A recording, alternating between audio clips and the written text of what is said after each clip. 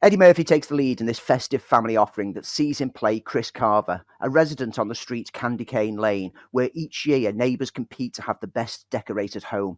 Whilst other neighbours, especially Ken Marino's Bruce, buy tacky inflatable pieces to decorate their gardens with, Chris hand carves traditional pieces based on icons of the season. However, looking for something special for the latest year, he stumbles upon a pop-up shop with some unique festive supplies, and pretty soon he ends up with an elaborate 12 Days of Christmas tower. But the next morning, he awakens to discover it's mysteriously in ruins. The decoration has lost all the display items from it, and he finds that he was tricked by the elf that runs the store, Pepper, played by Gillian Bell, and he must retrieve the gold rings or be cursed to become a festive decoration himself. This is every bit as generic and bland as you'd come to expect from a mishmash of festive ideas. And the film does have a handful of almost chuckle-worthy moments, but they're scattered within an overlong, over-bloated mess of a film that keeps taking away from the core characters and family aspect in order to shoehorn in annoying cutaways to the daytime news team for what I can only assume is supposed to be laughs. The result is a film that drags out for 2 hours, which took far too long to actually kickstart the core concept in the first place. To be fair to it though, Murphy does deliver his typical family-friendly persona with ease, and it shows that he's still got enough presence on screen to get away with these kind of films. In addition, the idea of the 12 Days of Christmas coming to life and causing chaos does start off well, but it never really delves into the idea enough or has enough fun with the chaos that could have ensued.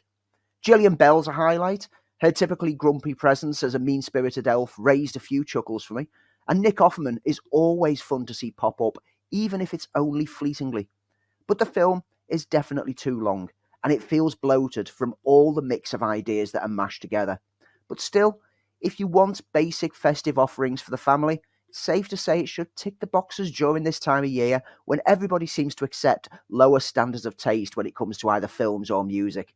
Just expect to realise, once it gets to the new year, how bad the film actually was.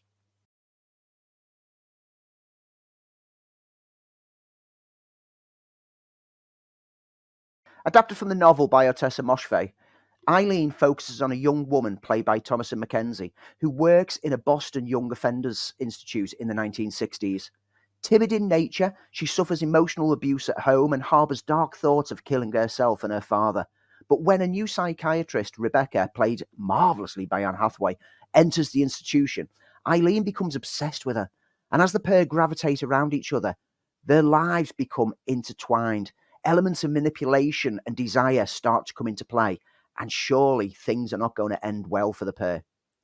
Eileen is a tale of obsession, and it's disturbing, it's playful, it's twisted, and it contains a shock reveal moment that made me sit almost bolt upright in my seat as the final act swings into a very different direction. Mackenzie, despite clearly struggling with the Boston accent, manages to charm and engage in the early moments, letting you as an audience member get under her skin and into her sheltered and sometimes disturbing world. When Hathaway's Rebecca steps on screen, packed with absolute star glamour, she steals the moments in a beneficial way, in a role that she was clearly born to play. The chemistry between the pair sizzles on screen, and the way in which their natures subtly change each other's through their time together is perfectly presented. Around the central pair, the support cast lend well to their parts, especially Shea Wiggum as Eileen's father, who plays a broken man, lashing out at those closest to him rather than accepting his own failures in such a way that you kind of love him and hate him at the same time. The period setting is played upon within the style of the film. It looks like a 60s made thriller. A very rich cinematography is being used, which echoes the peak of Hitchcock's own career, whilst also tapping into a film noir core and sometimes comedic style. The music score similarly feels of the past, complemented by a title card and closing credits with a typeface that echoes decades of yesteryear. This is a modern film that is inspired by and plays into the styles and themes of past films in a meticulous and delicious way. Eileen is a tightly woven treat of a film, and whilst the general manner in which it plays is sometimes predictable, there will still be moments that will catch you unaware.